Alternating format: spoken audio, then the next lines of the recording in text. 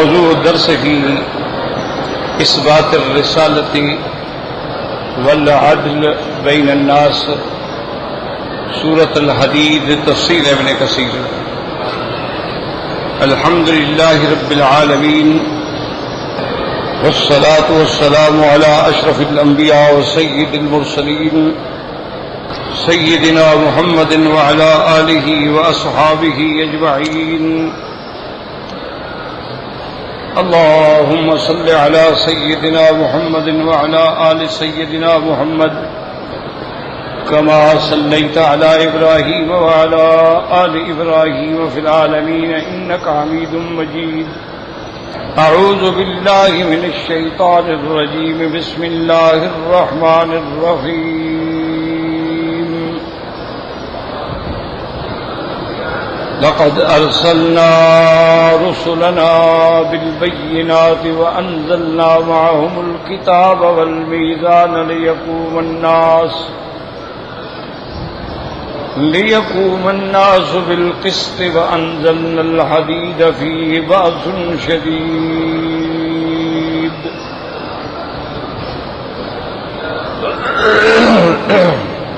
وأنزلنا الحديد فيه بأس شديد ومنافع للناس وليعلم الله من ينصره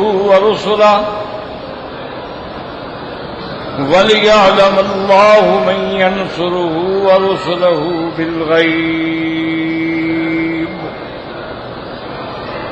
إن الله قوي عزيز۔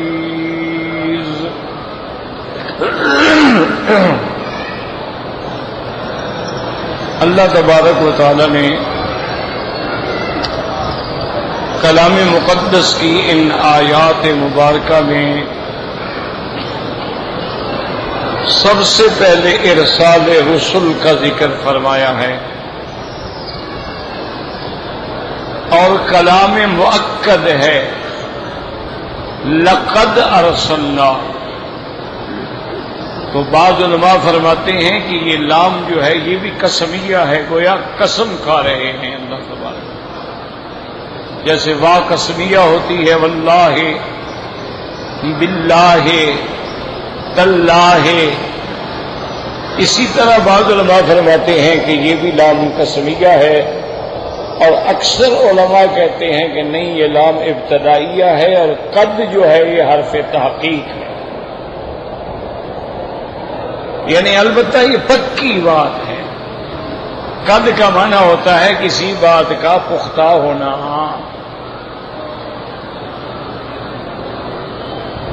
اسی لیے آپ دیکھیں نا کہ جب نماز پڑھتے ہیں آپ، تو جب اقامت ہوتی ہے تو کہا جاتا ہے قد قامت الصلاۃ، قد قامت الصلاۃ، تحقیق نماز کھڑی ہو چکی۔ تو قد حرف تحقیق ہوتا ہے۔ پورے قرآن میں نظر ڈالیں، قد سمع اللہ قول التی تجادلک فی زوجہا وتشتکی الی اللہ۔ تو اس لیے علماء فرماتے ہیں کہ یہاں بھی حرف تحقیق ہے کہ البتہ یہ پختہ بات ہے۔ ارسلنا رسلنا وانزلنا معهم الکتاب والمیزان، ہم نے رسول بھیجے۔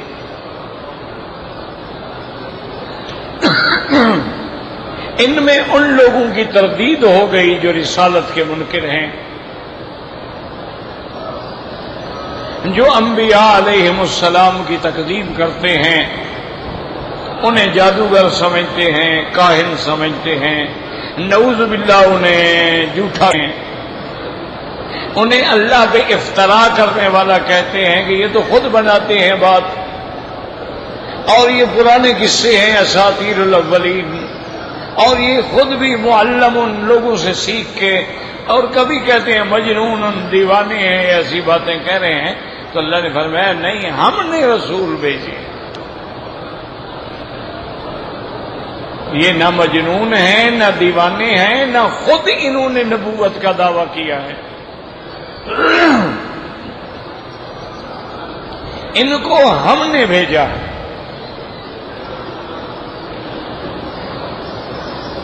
جیسے اللہ تبارک و تعالی نے کہا اِنَّا أَرْسَلْنَا نُوحًا إِلَىٰ قَوْمِهِ، ہم نے نوح علیہ السلام کو بھیجا.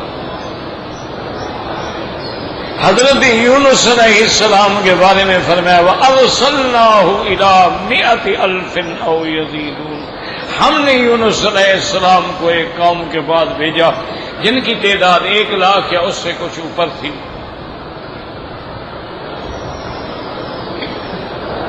تو ایک تو ان کی نفی ہو گئی جو یہ کہتے ہیں کہ یہ رسول نہیں، پیغمبر نہیں. اللہ فرمایا نہیں، میرے رسول.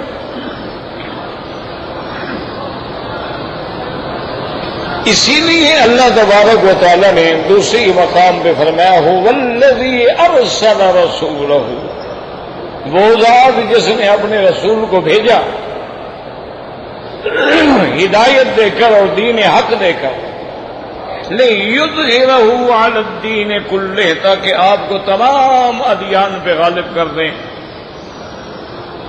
وَکَفَىٰ بِاللَّهِ شَہِیدًا، اور اللہ کی گواہی کافی ہے. اللہ جب کہہ رہے میں نے بھیجا، بات ختم ہو.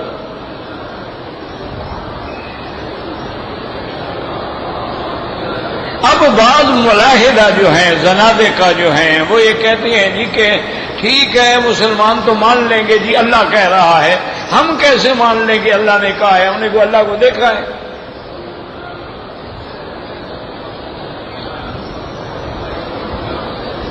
تو جو ملاحدہ ہیں، زنادقہ ہیں، منکرین ہیں، وہ قرآن پر ان کا ایمان ہی نہیں ہے، اللہ پر بھی ایمان نہیں ہے، تو ان کو آپ کیسے منا سکتے ہیں؟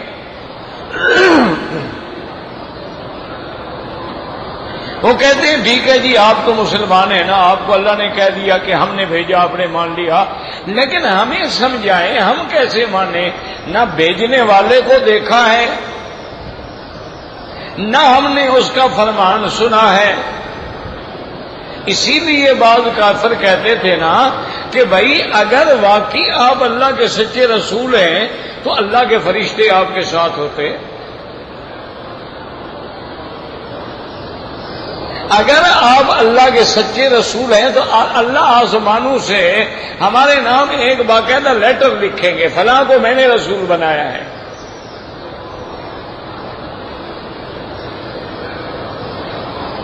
تو کہنے کا معنی یہ ہے کہ بھائی جو مومن ہے، جس کے دل میں ایمان ہے، خوف خدا ہے، اس کے لیے تو مشکل نہیں ہے نا. اللہ نے فرمایا میں نے بھیجا، آپ نے کہا آمنا باللہ، ہمارا ایمان ہے. لیکن جو منکر ہے اس کے لیے کیا جواب ہے؟ اس لیے اللہ نے آگے ایک لفظ کہہ کے منافقین اور منکرین کا ہمیشہ کے لیے منہ بند کر دیا. اس نے کہا بدبختو، ہم نے رسول ایسے نہیں بھیجا، بالبینات، ہم نے اس کو معجزات دے کے بھیجا ہے. اور وہ معجزات اس کی رسالت کی صداقت کی گواہی دے رہے ہیں. ورنہ دنیا میں دیکھ لیں کہ فرعون جیسا عامر ہو، فرعون جیسا ظالم ہو، جس کا لقب بھی ذل اوتاد پڑ گیا تھا کہ وہ میخوں والا فرعون. بعض علماء نے کہا یعنی اس کے اقتدار کی میخیں جڑی ہوئی تھیں، اس کو کوئی خطرہ نہیں تھا اپنے اقتدار کے ڈولنے کا. اور بعد نے کہا نہیں، ذل اوتاد کا معنی یہ ہے کہ وہ بدبخت جس ظالم جس کو سزا دیتا تھا اس کو دیواروں کے ساتھ کھڑا کر کے ان کے ہاتھوں میں میخیں لگوا دیتا تھا. اتنا بڑا عامر ہے اس دور میں. اندازہ کریں یعنی حضرت موسیٰ علیہ السلام اور سرکار دو عالم کے درمیان میں 1200 سال کا فاصلہ ہے، 12 صدیاں. 1200 سال پہلے اس کے بعد 6 لاکھ فوج تھی، تو کتنی بڑی طاقت ہوگی. اور پھر ساری دنیا کے خزائن پہ وہ قابو تھا. اسی لیے وہ بڑے فخر سے کہتا تھا کہ کیا کہہ رہے ہو تم کہ یہ میرا ملک، یہ میرے محل، اور یہ نہریں وہادہ الانہار تجری من تحتی افلا تبصرون، تم نہیں دیکھ رہے ہو؟ تو اس کے مقابلے پہ حضرت موسیٰ اور ہارون علیہ السلام آتے ہیں، جن کے پاس نہ طاقت ہے، نہ فوج ہے، نہ لشکر ہے، نہ قوت ہے، اور جو قوم ہے ان کی بنو اسرائیل وہ مبعوث ہیں، وہ مقہور ہیں، وہ مظلوم ہیں، وہ گویا ایک قیدی ہیں فرعون کے. اور دو آدمی آ کے برسر دربار فرعون کو چیلنج کرتے ہیں، تو اس سے بڑی کوئی حقانیت کی بات ہو سکتی ہے؟ اس سے بڑی کوئی سچائی کی بات ہو سکتی ہے کہ دو آدمی آئیں اور آگے وقت کی طاقت کو للکاریں اور آگے اس کو دعوت دیں؟ اور فرعون بڑے اکڑ سے دیکھتا ہے اور کہتا ہے کہ اچھا موسیٰ علیہ السلام تم وہی نہیں ہو، الم نربک فینا ولیدا، میں نے تمہیں بچپن میں پالا تھا، میں نے تربیت کی، میں نے تمہیں اپنے گھر میں جوان کیا، وَلَبِثْتَ فِينَا مِنْ عُمْرِكَ سِنِينَ، کئی سال تک تم ہمارے ساتھ رہے، وَفَعَلْتَ فَعْلَتَكَ الَّتِي فَعَلْتَ، پھر تمہیں یاد ہے تم کیا کر گئے تھے؟ تم نے ہمارے ایک بندے کو قتل کر دیا تھا، وہ FIR پڑی ہوئی ہے.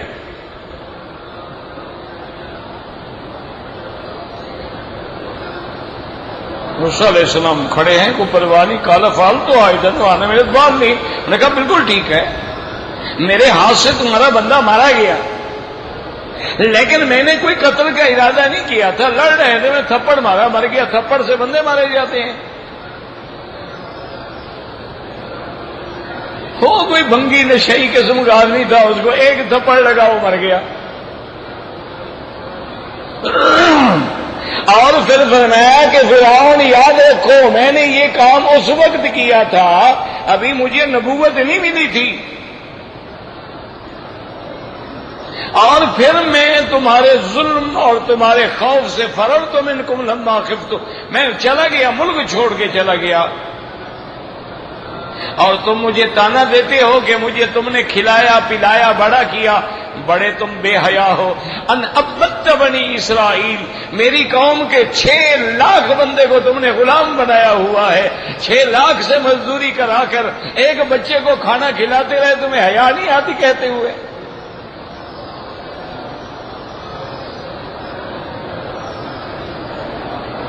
کوئی کہہ سکتا ہے آج کسی بڑے آدمی کو کہہ کے دکھا دو، بادشاہ تو بڑی بات ہوتی ہے، اپنے علاقے کے کسی وڈیرے سے تو بات کر کے دیکھ لو، کسی چودھری صاحب سے تو بات کر کے دیکھ لو،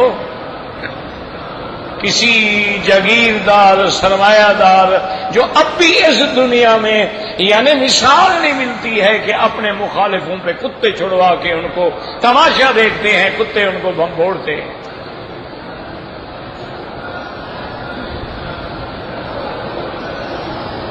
اللہ تعالیٰ کے پیغمبر ہیں، بالکل سامنے کھڑے ہیں اور کوئی پرواہ ہی نہیں.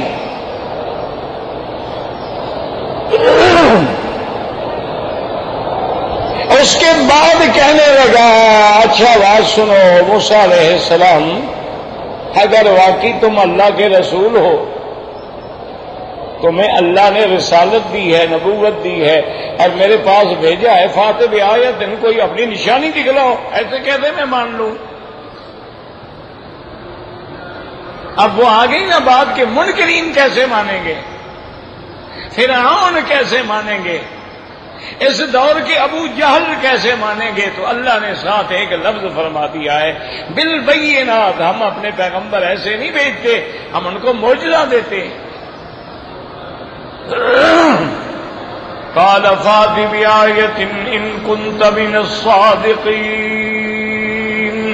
فرعون نے کہا موسیٰ علیہ السلام کوئی نشانی دکھلاؤ. فالقى عصاه فاذا هي ثعبان مبین. واہ میرا مولا، تو جب ٹھیک کرنے کے پہ آئے تو ایک ڈنڈا ہی کافی ہو جاتا. اللہ کی شان ہے نا جی، کوئی میزائل لے کے نہیں آئے موسیٰ علیہ السلام، کوئی جہاز لے کے نہیں آئے، کوئی بارود کے بھرے ہوئے ٹرک لے کے نہیں آئے، لکڑی ہاتھ میں ہے سب۔ اللہ نے فرمایا موسیٰ علیہ السلام ڈالو، موسیٰ علیہ السلام نے لکڑی پھینکی، فَإِذَا هُوَ صُعْبَةٌ، وہ ایک بہت بڑا اژدہا بن گیا۔ فرعون کا مفسرین نے روایات اسرائیلیہ ہیں جن کا اعتبار کوئی نہیں ہوتا، اسرائیلی روایات کا کوئی اعتبار نہیں ہوتا، لیکن اس میں لکھا ہے کہ فرعون بدبخت اتنا گھبرایا اس کے کپڑوں میں پیشاب نکل گیا۔ سامنے اتنا بڑا سانپ آ جائے تو آپ کا کیا حال ہوگا؟ فرعون کا تو چھوڑے۔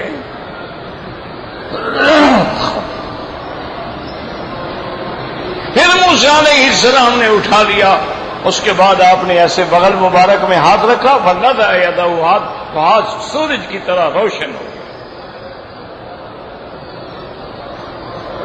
فرعون کہنے لگا کہ بات تو ٹھیک ہے لیکن میں اتنی جلدی مانتا نہیں ہوں تمہاری بات کہ تم نبی ہو سکتا ہے یہ کام جادوگر بھی تو کر لیتے ہیں نا،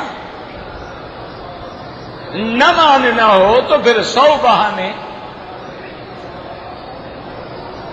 ایک دن ابی جہل نے رحمت دو جہاں سے کہا کہ یا محمد صلی اللہ علیہ وسلم اخبرنی، اگر بتا دو کہ میرے ہاتھ میں کیا ہے نا تو میں کلمہ پڑھ لوں گا۔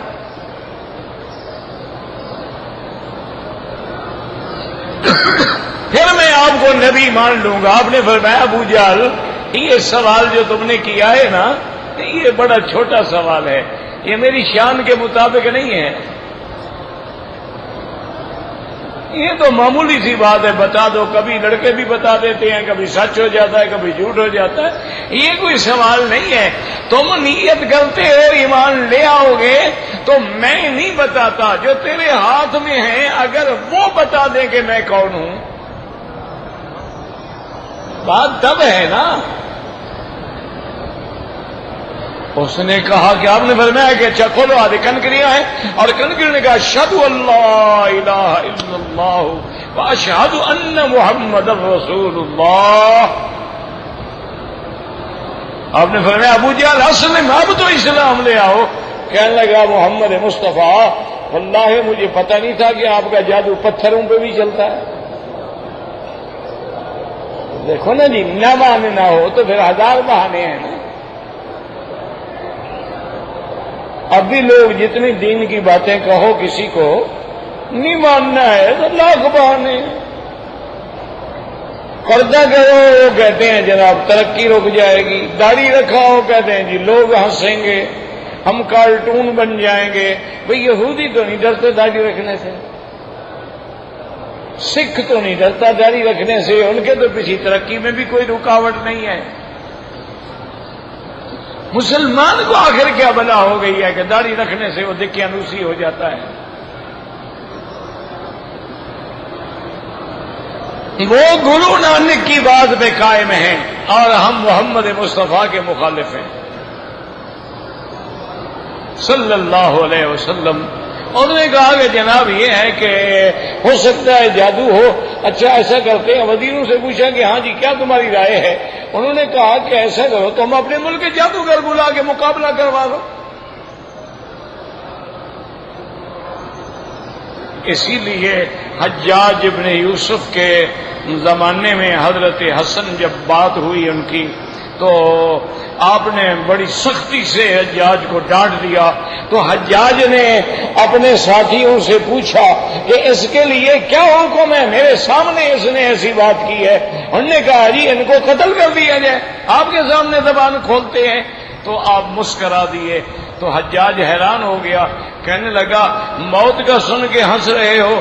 انہوں نے کہا نہیں میں موت کا سن کے نہیں ہنس رہا، میں تیرے وزیروں پہ ہنس رہا ہوں۔ تو اس سے تو فرعون کے وزیر بھی بہتر تھے۔ انہوں نے کہا میں تمہارے وزیروں پہ ہنس رہا ہوں، تمہارے وزیروں سے فرعون کے وزیر بھی اچھے تھے۔ اس نے جب پوچھا تھا وزیروں سے کہ موسیٰ اور ہارون کے زمانے میں کیا کریں، انہوں نے نہیں کہا کہ انہوں نے کہا ارجع واخاہ، ان کو مہلت دو، وقت دو، اپنے جادوگروں کو مقابلہ کراؤ. یہ نہیں کہا کہ 2 آدمیاں مار دو. تمہارے وزیر تو کہتے ہیں نا مار دو، تو تمہارے وزیروں سے فرعون کے وزیر اچھے تھے. اس نے کہا اور زیادہ شرمندہ ہونے کا بس یہ آپ کو بری کیا، آپ جائیں بس. اور نے کہا جتنا زیادہ دے رہیں گے اور میری زیادہ خجالت ہوگی. تو بہرحال کہنے کا مقصد یہ ہے مقابلہ ہوا، جادوگر آئے، انجام کیا ہوا؟ اللہ کا نبی سچا ہو گیا. فوقع الحق وبطل ما كانوا يعملون فغلبوا هنالك. حق واضح ہو گیا اور جو جھوٹ تھا واضح ہو گیا، اور اللہ نے ان کے دل میں ایسا توحید کا رعب ڈالا، ان کی السحرۃ ساجدین. ایسے معلوم ہوتا ہے جیسے ان کو پکڑ کے کسی نے سجدے میں گرا دیا ہو.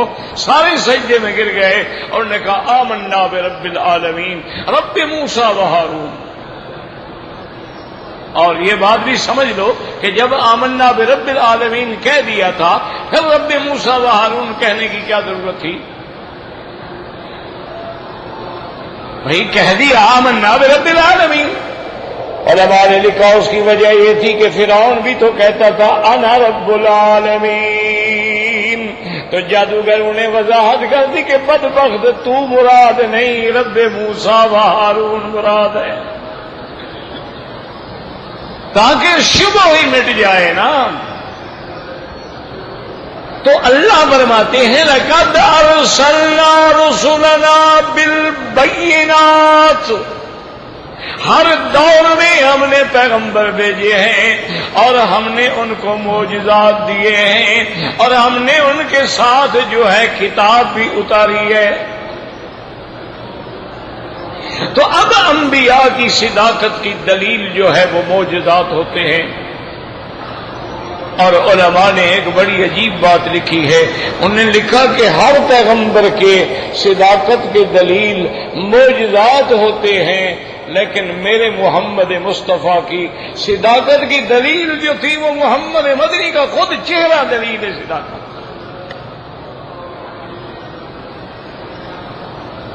اللہ اکبر. بات صرف یہ ہے کہ بغض والی اینک اتار دو. اگر اینک کفر والی چڑھی ہوئی ہو تو پھر جمال مصطفیٰ تو نظر نہیں آتا، ورنہ حضور کا چہرہ مبارک دیکھنے کے بعد بھی ایک آدمی نے کلمہ پڑھا. مشرکین مکہ نے پوچھا کہ تم نے کوئی بات ہی نہیں کی، سوال ہی نہیں کیا، بس کھڑے رہے دیکھتے رہے. کہا کہ یہ کلمہ پڑھا دو. انہوں نے کہا واللہ لیس ھذا الوجہ وجہ کذاب. میں سردار ہوں، میں نے دنیا دیکھی ہے، میں نے آپ کے چہرے کے بعد یہ فیصلہ کہ خدا کی قسم یہ چہرہ کبھی جھوٹ نہیں بول سکتا. صلی اللہ علیہ وسلم، صلی اللہ علیہ وسلم. اللہ کے کروڑوں صلاۃ و سلام ہوں حضور پاک پہ. دعا کرو اللہ ہمیں، اب زندگی میں تو ہم دیکھ نہیں سکتے ہیں، دعا کریں اللہ خواب میں ہی دکھلا دیں. وما ذلک علی اللہ بعزیز. اور اللہ کے آگے کوئی مشکل نہیں ہے. اور یاد رکھو مسلمانوں، اگر حضور کی زیارت کرنی ہے نا، گناہوں سے توبہ کر لو اور درود شریف کو اپنی زبانوں پہ اتنی چڑھا دو نا کہ سارا دن چلتے پھرتے اٹھتے بیٹھتے ہر حال میں درود پاک ہو.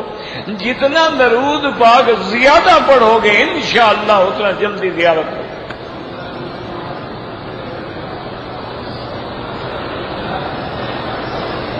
یہ تو بلا وجہ بیچارے ہمارے حاجی ہیں، نہ سمجھتے ہیں نہ مانتے ہیں، دعائیں لے کے بیچارے پڑھ رہے ہوتے ہیں اللہم اللہم، کوئی پتہ نہیں کیا کہہ رہا ہوں. انی اعوذ بک من الشرک والشرک. جن کو یہ بھی نہیں پتا شک ہے یا شک ہے، جن کو یہ بھی نہیں پتا شرک ہے یا شرک ہے، کیا ضرورت ہے؟ یہ تو بدعت ہے. اصل طواف یہ ہے کہ جو تمہیں آتا ہے پڑھو. سبحان اللہ والحمد للہ لا الہ الا اللہ، اللہ اکبر وللہ الحمد. کچھ نہیں آتا درود شریف پڑھتے رہو. اصل بات یہ ہے کہ جس میں تیرا دل لگ جائے وہ بات ہے. یہ دعا مانگ رہے زور سے پڑھ رہے ہو آمین آمین، یہ تو ناجائز ہے، یہ تو گناہ ہے.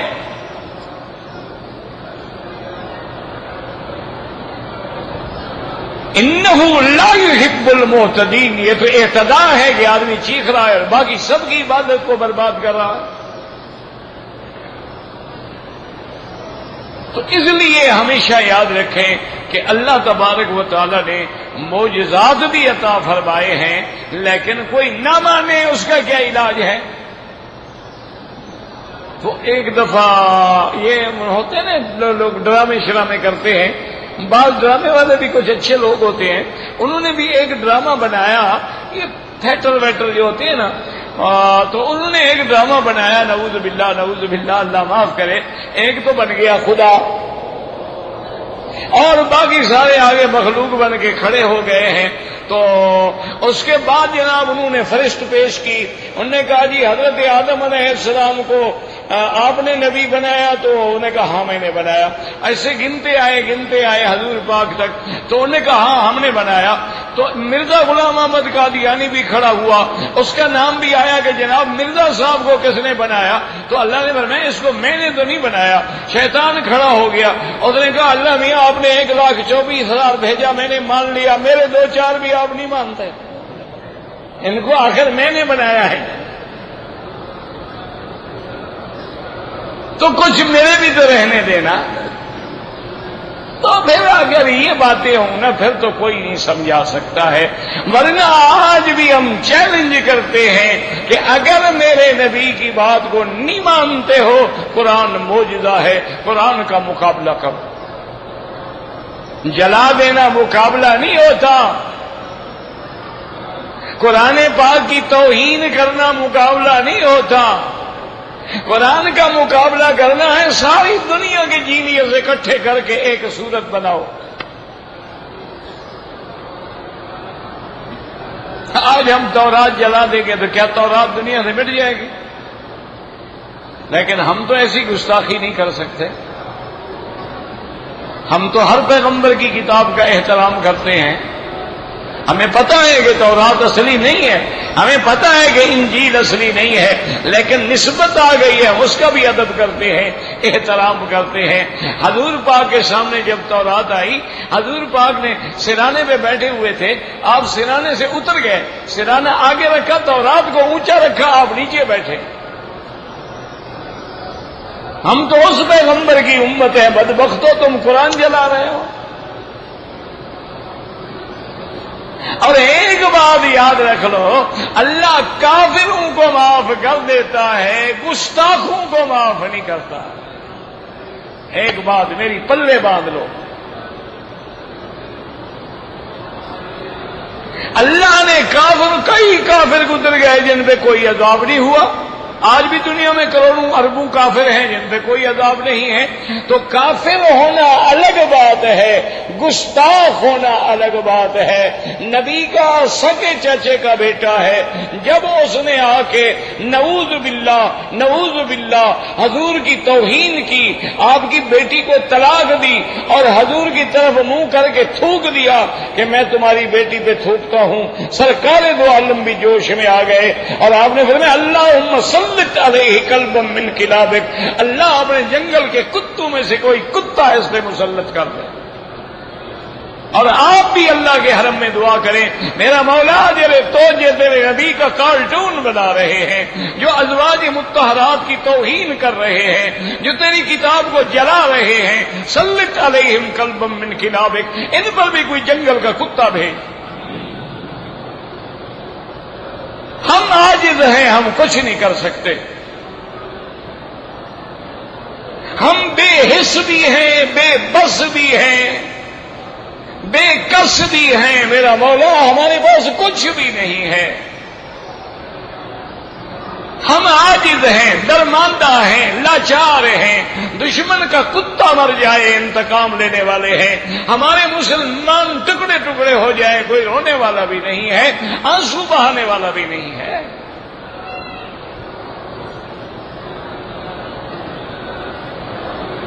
آخری حل کیا ہوتا ہے؟ ہم پھر تجھے تیرا وہ جلال یاد دلاتے ہیں کہ تو نے تو کبھی نبی کے گستاخوں کو معاف نہیں کیا، میرے محبوب کے گستاخوں کو یاد رکھیں کہ جب یہ آپ کی زبان سے دعا نکلی تو ابھی لا بھی یقین ہو گیا عتبہ عتیبہ شیبہ کو کہ کچھ ہوگا. سفر میں گئے, مچان لگا کے اس کو اوپر سلاتے تھے تاکہ کوئی جنگل کا جانور نقصان نہ پہنچائے. تو ایک راوی روایت کرتا ہے, وہ کہتا ہے میں دیکھ رہا تھا, میری نیند کھل گئی, میں نے دیکھا کہ جنگل کا ایک شیر ہے, ہر مردے ہر بندے کے پاس آگے سونگ رہا ہے. مور چپ کر کے پھر کھڑا ہو گیا. معلوم ہوا جو گستاخ ہوتا ہے اس میں اللہ کوئی خاص بدبو پیدا کر دیتے ہیں, وہ جنگل کے کتے بھی پہچانتے ہیں. اس کے بعد وہ کہتا ہے وہ شیر دور گیا اور دوڑ کے آیا اور چھلانگ لگائی اور مچان میں جا کے اس گستاخ کو ٹکڑے ٹکڑے کر دیا. میرا اللہ آپ قادر ہیں.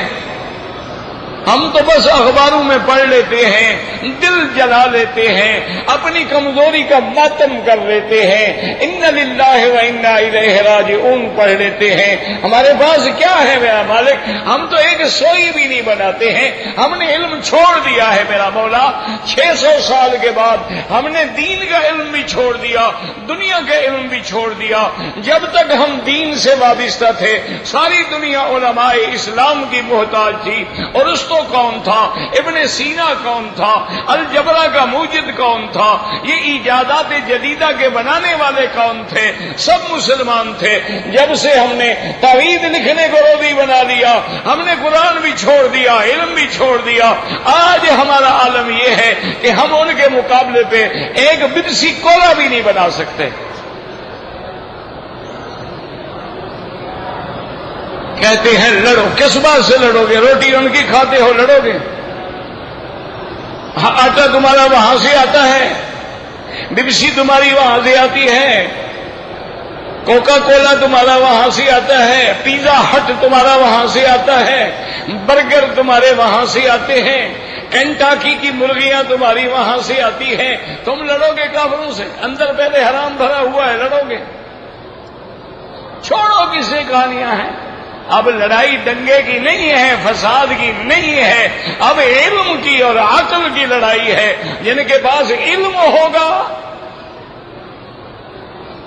جن کے پاس علمی استعداد ہوگی, وہ دشمن کا علم سے مقابلہ کرے گا.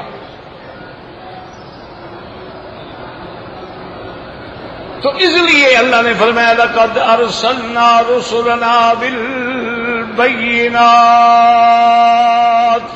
اور آگے فرمایا وانزلنا معهم الکتاب. اس میں بھی اللہ نے مسئلہ حل کر دیا. کتاب رسول کو دیتے ہیں, ہر نبی کو نہیں دیتے. یاد رکھو, ایک رسول ہوتا ہے اور ایک نبی ہوتا ہے. اللہ نے نبی تو لاکھوں بھیجے ہیں, رسول صرف 313 آئے ہیں, اور ان میں 5 اولو العزم من الرسل ہیں. اور تمام انبیاء, تمام رسولوں کے سردار سید الرسل سیدنا محمد مصطفیٰ ہیں. رسول کا معنی ہی یہ ہوتا ہے جو صاحب کتاب ہے, صاحب شریعت ہوتا ہے. اور نبی ضروری نہیں ہے اس کے پاس کتاب نہیں ہوتی. جیسے ہارون علیہ السلام نبی ہیں, موسیٰ علیہ السلام رسول ہیں, تو ہارون علیہ السلام ساری زندگی تورات میں چلتے رہے. تو یہاں بھی اللہ نے بتلا دیا وَأَنزَلْنَا مَعَهُمُ الْكِتَابَ, ہم نے ان کے ساتھ اتاری کتاب. یاد رکھو, یعنی ہر پیغمبر پیچھے صیغہ جمع کا ہے, لقد ارسلنا رسلنا, ہم نے رسول بھیجے. جب رسول بھیجے تو ہر رسول پہ اللہ نے اس کے زمانے میں اللہ نے کتاب اتاری.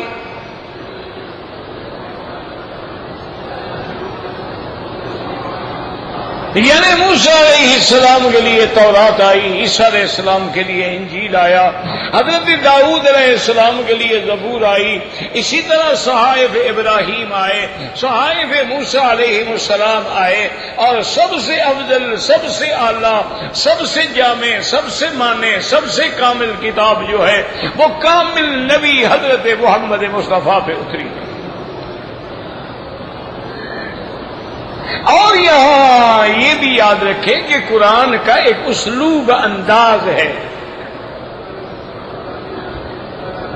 اب یہاں بظاہر تو یہ ہوتا ہے نا کہ جب ہم نے رسول بھیجے انزلنا معہ، ان کے ساتھ ہم نے کتاب بھی اتاری، یعنی رسول بھی آیا اور کتاب بھی ساتھ اتری. حالانکہ یہ بات نہیں ہے. حضور پاک جو پیدا ہوئے 40 سال تک تو وحی نہیں آئی.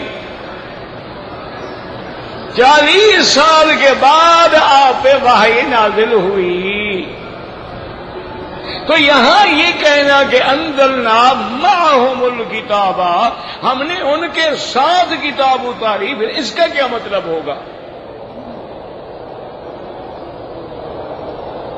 تو یاد رکھیں ایسے ہے جیسے ہم دعا مانگتے ہیں نا، وَتَوَفَّنَا مَعَ الْأَبْرَارِ، اللہ ہمیں نیک لوگوں کے ساتھ وفات عطا فرما. تو اب یہ معنی تھوڑا ہے کہ جہاں نیک مرے ہم مر جائیں گے ساتھ. وَتَوَفَّنَا مَعَ الْأَبْرَارِ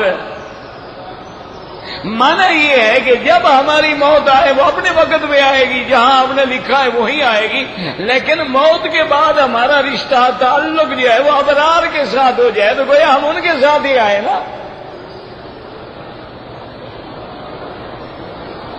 اسی طرح جب اللہ نے ان پہ کتاب ان کے نبی رسالت دینے کے بعد اتاری ہے، لیکن اتاری تو ان پہ ہے نا، تو گویا انزلنا معہم الکتاب.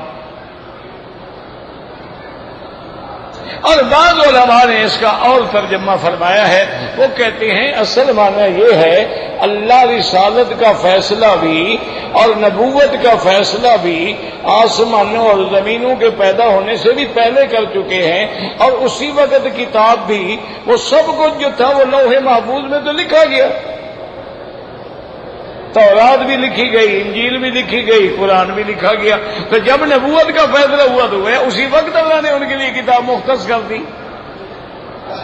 جب اللہ نے ان کی نبوت، کیوں یہ ساری چیزیں تو لوح محفوظ میں ہیں، اور وہ تو 50,000 سال پہلے اس عالم کے پیدا ہونے سے بھی پہلے اللہ نے لکھ دیا ہے. تو اس لیے مانا ہوگا وَأَنزَلْنَا مَعَهُمُ الْكِتَابَ.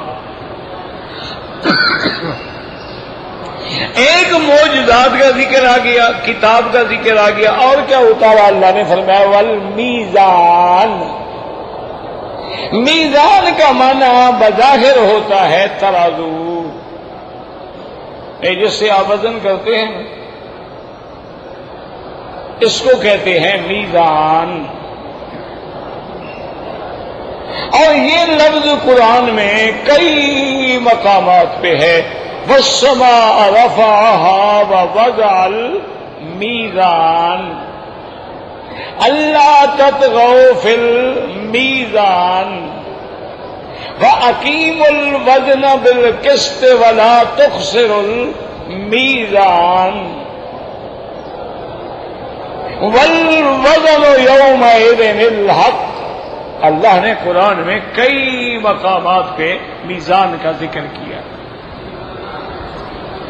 تو بعض علماء تو فرماتے ہیں کہ میزان جو ہے، یہ ترازو جو ہے، یہ بھی حقیقتاً آسمانوں سے اتارا گیا.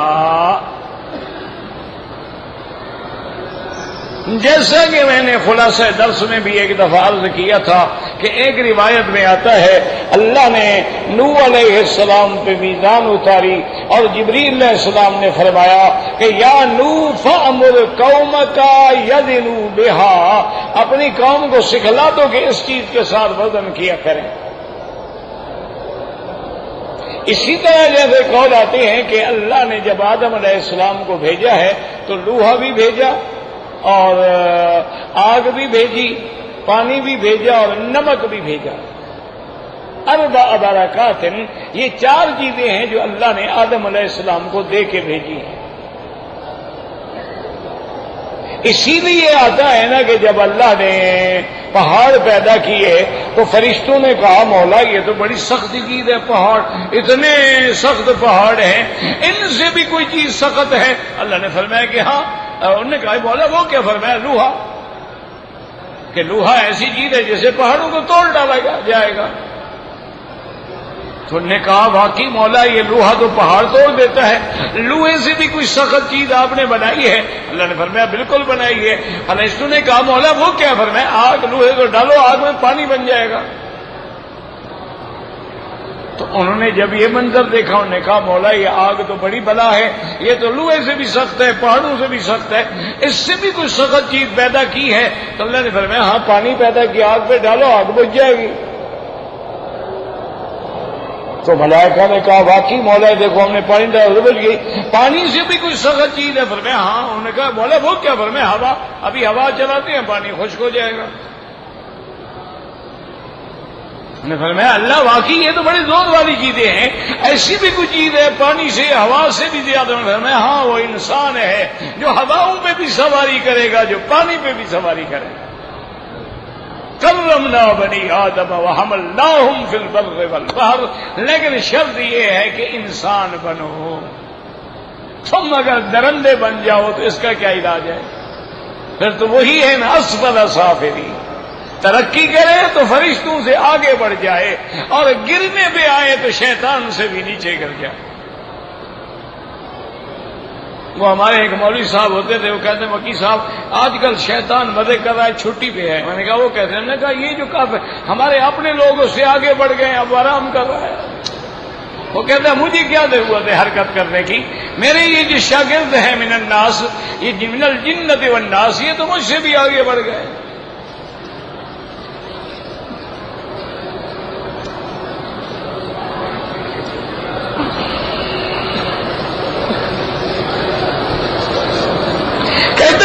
قرآن شریف میں آیت ہے جس کا ترجمہ یہ ہے کہ الطیبات للطیبین والطیبون للطیبات، کہ نیک بیویاں نیک مردوں کے لیے، نیک مرد نیک بیویوں کے لیے، بری بیویاں برے مردوں کے لیے، اور برے مرد بری بیویوں عورتوں کے لیے۔ لیکن آج کل ایسا بھی ہوتا ہے کہ مرد اچھا ہے بیوی خراب ہے، معنی یہ ہے کہ یہ الاغلب والاکثر، اکثر یہ ہوگا کہ اچھے اچھوں کے لیے ہوتے ہیں لیکن کبھی برا بھی پڑ جاتا ہے، یہ تو ہوتا ہے۔ اکثر یہ ہوگا، وجہ کیا ہے کہ پاک پاک کو ڈھونڈے گا، پلید پلید کو ڈھونڈے گا۔ اکثر تو یہی ہوگا کہ زانی زانیہ سے شادی کرے گا، زانیہ زانی سے شادی کرے گی، لیکن کبھی کبھی امتحان بھی ہو جاتا ہے کہ زانی لوگوں کے گھر میں پاک باز عورتیں آ جاتی ہیں۔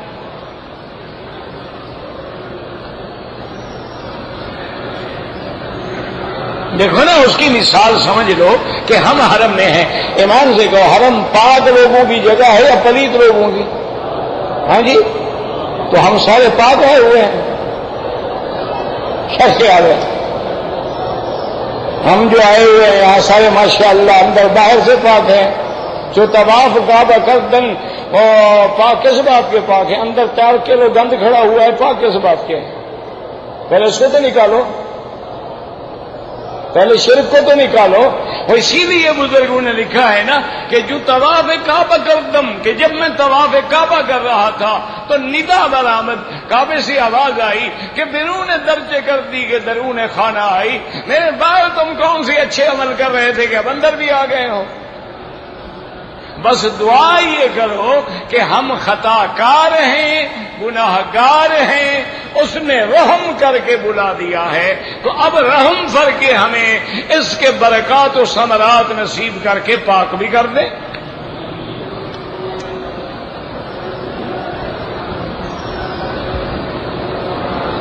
میرا نام ہے عبدل، میں پریشان ہوں، اللہ آپ کی پریشانی دور کرے۔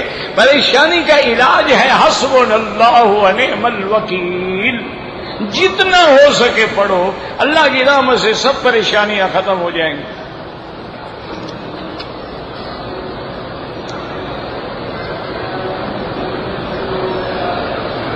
چار رکعت والی سنت پڑھنے کے لیے 2 رکعت پہ آدھا تشہد پڑھیں گے، آخری تشہد پورا پڑھیں گے۔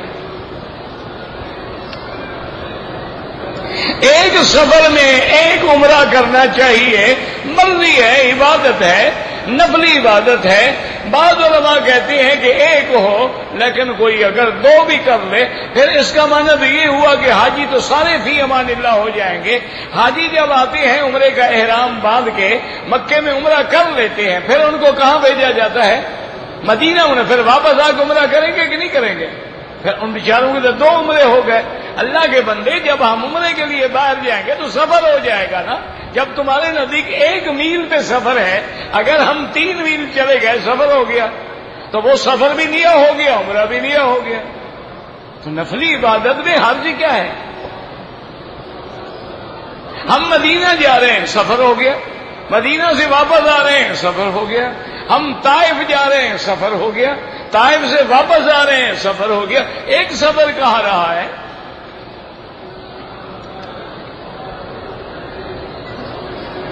زندہ لوگوں کے لیے دعا کریں، اللہ ان کو نصیب کرے۔ طواف میں جیسے جیسے جگہ ملے، بس یہ ہے کہ سینہ نہ پھرے، پشت نہ پھرے، نظر نیچے رہے۔ کہتے تھے کہ ہم 5 دن کے لیے آئے ہیں، عمرہ زیادہ کریں یا طواف زیادہ کریں۔ میری بیوی نے احرام کی حالت میں خوشبو والے صابن سے ہاتھ دھو لیے، 2-4 ریال خیرات کر دیں۔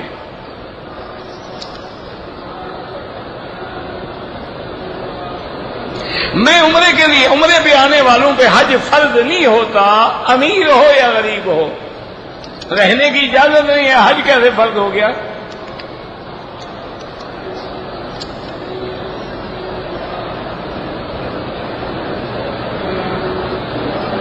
کہتے ہیں جی کہ خانہ کعبہ کو آپ نے کہا چومنا جائز نہیں ہے، تو چومنے میں کوئی شرک کا شائبہ بھی نہیں ہے۔ یہ بات آپ کو سمجھ آئی ہے یا محمد مصطفیٰ کو سمجھ آئی ہے؟ میں تمہاری عقل پہ عمل کروں یا سرکار رسول پاک نے فرمایا کہ صرف حجر اسود پہ بوسا؟ تو اگر باقی جگہ بھی چومنا جائز ہو تو آپ چوم لیتے۔ عقل نہ لڑایا کرو نا، دین عقل کا نام نہیں کہ اگر چوم لیا تو مگر کیا ہوگا۔ یہ اگر مگر بھی کوئی دین ہوتا ہے؟ اگر ہم آج رات عشاء کی نماز 4 رکعت کے بجائے 6 رکعت پڑھ لیں تو مگر کیا ہوگا؟ کافر ہو جائیں گے سیدھے۔ اگر ہم طواف یوں کرنے کے بجائے مگر یوں کر لیں تو پھر مگر کیا ہوگا؟ اللہ کے قرآن کا انکار اور امر رسول کا انکار اور جہنم کا حقدار ہوگا۔ اگر ہم صفا کے بجائے مروہ سے دوڑیں تو مگر کیا ہوگا؟ نہ صفا قبول ہوگی اور دم بھی واجب ہوگا۔ اگر مگر بھی کوئی دین ہے؟ اگر میلاد کر لیں تو مگر کیا ہوگا؟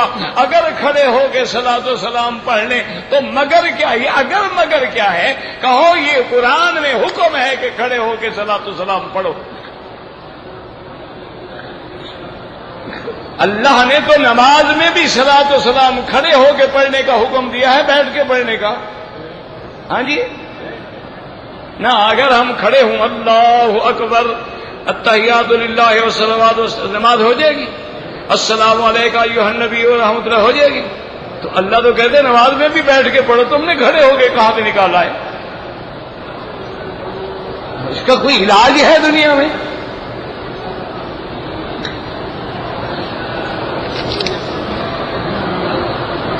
ایک طواف کر کے ساری اللہ کی مخلوق کو بھیج دوں ماشاءاللہ، پھر ایک حج کر کے سب کی چھٹی کرواؤ۔ عجیب لوگ ہیں ماشاءاللہ۔ چلو اڑ گیا تو اڑ گیا۔ کہتے جی کہ شادی نہیں ہو رہی ہے تو اس کے لیے سب سے بڑی بات یہ ہے میرا بھائی، پیسے اکٹھے کرو۔ وظیفے شریفے کی کوئی ضرورت نہیں ہے، وظیفے سے شادی ہوتی میری نہ ہوتی، میں روز پڑھتا ہوں وظیفے۔ پیسہ اکٹھا کرو، جب مال ہوگا نا جناب شادیاں دروازے پہ آ جائیں گی۔ مال بناؤ، مال، کوئی وظیفہ شریفہ کام نہیں آتا۔ ایمان کو بھیجنے کے لیے پتہ نہیں کیا لکھا ہے، سمجھ نہیں آتا۔ تبلیغ کی محنت جو ہے وہ ماں باپ سے زیادہ ہے. یہ جو 2 سال کے لیے ورک پرمٹ پہ آئے ہوئے ہیں، یہ زیادہ ہے یا ماں باپ کی خدمت زیادہ ہے؟ تمہیں کیڑا صرف دین کے کام میں لگتا ہے. ماں باپ کی بھی خدمت کرو، دین سیکھو گے تو ماں باپ کی خدمت کرو گے. جب دین ہی نہیں ہوگا کیا خدمت کرو گے؟ دور سے ٹاٹا ڈیڈی اولڈ ہاؤس میں پھینکا ہوگے. دین سیکھو گے تو خدمت کرو گے نا، کہ رب ارحمہما کما ربیانی صغیرا، ربنا اغفر لی ولوالدی وللمؤمنین یوم یقوم الحساب. یہ تو تبلیغ سکھائے گی نا. حلق کے بعد نماز کا ٹائم آ گیا، پہلے غسل کریں یا نماز پڑھو؟ کیوں کو پلیت تھوڑے ہو، حلق کرانے سے آدمی پلیت ہو جاتا ہے. میرا داؤں پتہ نہیں کیا چھوٹا ہے، پتہ نہیں کیا ہے. میری بہن بڑی ہو گئی ہے، میرا بھائی جب عمر زیادہ ہو جائے تو رشتے مشکل ہو جاتے ہیں. بچپن میں ہم نہیں کرتے، ٹالتے رہتے ہیں، سوچتے رہتے ہیں، آئیڈیل تلاش کرتے رہتے ہیں. جب عمریں بڑھ جاتی ہیں پھر رونے کے لیے آ جاتے ہیں. اب بھی کوئی مسئلہ نہیں، اب بھی یہ ہے کہ تم جس علاقے میں رہتے ہو نا، وہاں کے کسی دینی مدرسے میں چلے جاؤ، وہاں کے عالم سے جا کے کہو کہ میری بہن ہے، یہ عمر ہے، مہربانی کر کے کوئی دین والے طالب جو ہے وہ ڈھونڈ دو اور ہم اللہ واسطے رشتہ کر دیں گے. دیکھو ہوتا ہے نہیں ہوتا.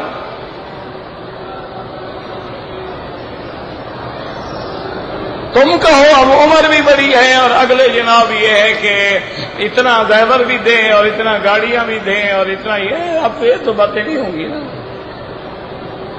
میرا احرام کی حالت میں ایک بال توڑ لیا، کچھ نہیں ہوتا، احتیاطاً 1-2 ریال خیرات کر دو.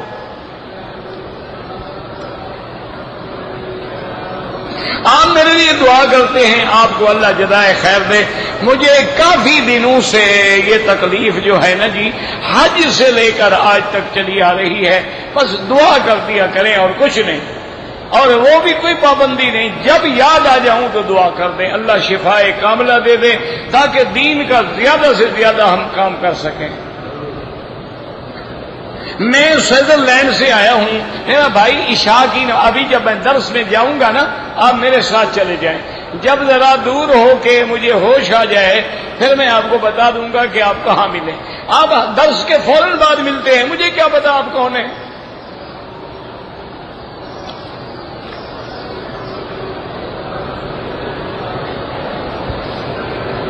میں آیا تھا ریاض سے، لیکن اس وقت احرام کے ساتھ آنا مجبوری تھی، پابندی تھی. پھر میں بغیر احرام کے آ گیا اور حج کر لیا. حج تو میرا ٹھیک ہو گیا، اب عمرہ قضا کرو اور ایک دم بھی دے دو. نماز جنازہ ہو یا کوئی نماز ہو، آگے نہ گزریں.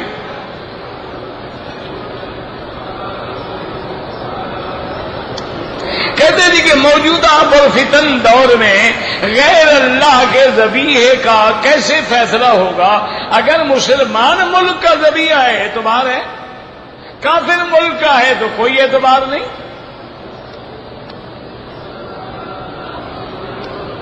بہرحال طواف زیادہ کریں، عمرہ کریں، جو اللہ توفیق دے.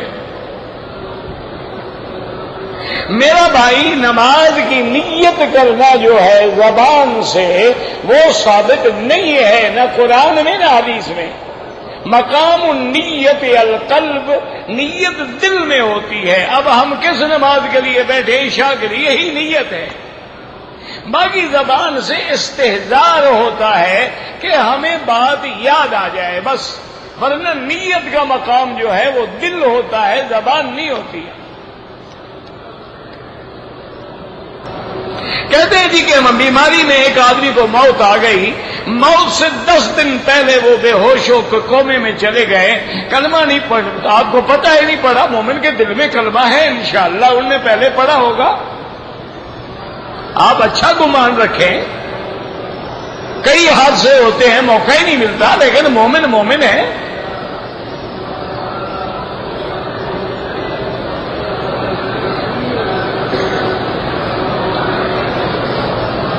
کہتے ہیں جی کہ پاکستان میں اسلامک بینکنگ شروع ہو گئی ہے. میرا بھائی اگر شروع ہے نا ان کی مدد کرو، اعتراض نہ کرو۔ اگر ہم نے اعتراض کر کے ان کو ناکام کر دیا پھر وہ یہودی بینکنگ رہے گی۔ ان میں غلطی ہے، ان کو مشورہ دو کہ بھئی یہ جو آپ کا عمل ہے یہ شریعت کے خلاف ہے اور اس کا یہ حل ہے۔ ان کو جا کے مشورے دو، ان کو کامیاب بنانے کی کوشش کرو، علماء کو بٹھاؤ کہ بھی کیا کیا غلطی ہے اور ان غلطیوں کو یہ کیسے حل کریں۔ حل موجود ہے۔ اب دیکھو نا جی، مثال کے طور پہ آپ بینک سے لیتے ہیں 1 لاکھ یا 10 لاکھ قرضہ لیتے ہیں کہ میں نے گاڑی خریدنی ہے، بینک نے آپ کو 10 لاکھ دے دیا، آپ نے گاڑی خریدی، اس پہ آپ نے سود دیا، یہ حرام ہے۔ اچھا، اگر اس کو تھوڑا سا اسلامی انداز میں کر لو کہ بینک وہ گاڑی پہلے اپنے نام پہ خرید لے، خریدنے کے بعد وہ اپنے قبضے میں کھڑی کرے، اس کے کاغذات سب اس کے پاس ہوں، اب وہ آپ کو بیچتا ہے کہ اب میں آپ کو، اس نے خریدی 10 لاکھ میں، اس نے کہا میں آپ کو بیچتا ہوں 12 لاکھ میں، لیکن پیسے آپ قسطوں میں دے دینا، تو حلال ہو گئی، کیونکہ اس نے چیز قبضے میں لے کے بیچی ہے۔ پیسے لے کے اگر لیا ہے وہ حرام ہو گئی، تو حل تو موجود ہے نا۔ اب پہلے شریعت میں یہ حکم تھا کہ اگر یہ چیز میرے قبضے میں نہیں ہے تو میں اس کو نہیں بیچ سکتا۔ مثلا میں کہوں کہ جی ہوا میں جو پرندے اڑ رہے ہیں میں نے آپ کو 1 لاکھ روپے میں بیچ دیے، تو یہ حرام ہے کیونکہ میرے قبضے میں نہیں ہے۔ اچھا، اب جہاز روانہ ہوتا ہے ایک ملک سے اور ہم یہاں سودا کر دیتے ہیں، مال ہم نے دیکھا ہی نہیں، قبضہ تو قبضہ ہوا، ہمارے ہاتھ میں بھی نہیں ہوتا۔ اب علماء نے اس کا فتویٰ دیا کہ جب اس مال کی ایلسی کھلی ہوئی ہے اور وہاں سے بینک کی معرفت کاغذات ہمیں مل گئے ہیں، تمام ڈاکومنٹ لینے کے بعد اب ہمارا حق ہے کہ وہ چیز ہماری ہے، تو گویا ڈاکومنٹ کا قبضے میں آنا یہ سمجھا جائے گا کہ مال ہمارے قبضے میں ہے، لہذا اس کا بیچنا جائز ہے۔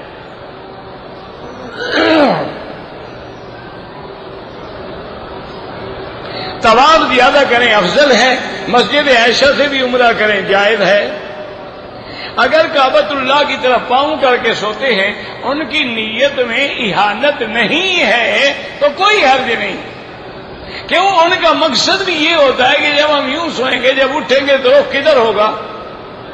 کعبے کی طرف۔ اچھا، تم سر کعبے کی طرف کرو، جب اٹھو گے پشت ہوگی یا سر ہوگا؟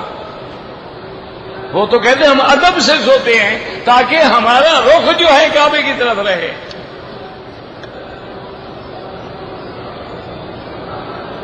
ٹوپی پہن کے پگڑی باندھنے کے بعد بھی درمیان میں جگہ خالی نہ رکھیں۔ میں قرآن حدیث جو پڑھتا ہوں 2-4 دن کے بعد بھول جاتا ہوں، میرا بھائی اس کا علاج یہ ہے کہ ہر نماز کے بعد یا قوی یا متین، یا قوی یا متین سر پہ ہاتھ رکھ کے 11 دفعہ پڑھ کے اللہ سے دعا مانگیں۔ کہتے ہیں جی کہ اپنا مجھے تو 7 اعضاء کے بجائے آپ نے کہا کہ آدمی 7 اعضاء پہ سجدہ کرتا ہے، مجھے تو 8 لگتے ہیں۔ آپ نے ناک کو الگ گن لیا، ماتھے کو الگ گن لیا ہے نا، حالانکہ منہ ایک ہے 2 ہے، پھر تو آپ ہونٹوں کو بھی الگ گنے، نیچے داڑھی کو بھی الگ گنے، مجھے 11 تک پہنچ جائیں گے انشاءاللہ۔ کیا کریں، اللہ کی رحمت ہے، مولوی مفت ہے، سوال کرنے والے اللہ کی رحمت سے کرتے رہتے ہیں۔ اب ہم بھی عادی ہو گئے، کیا کریں، کبھی کبھی تھک جاتے ہیں تو بگڑ بھی جاتے ہیں۔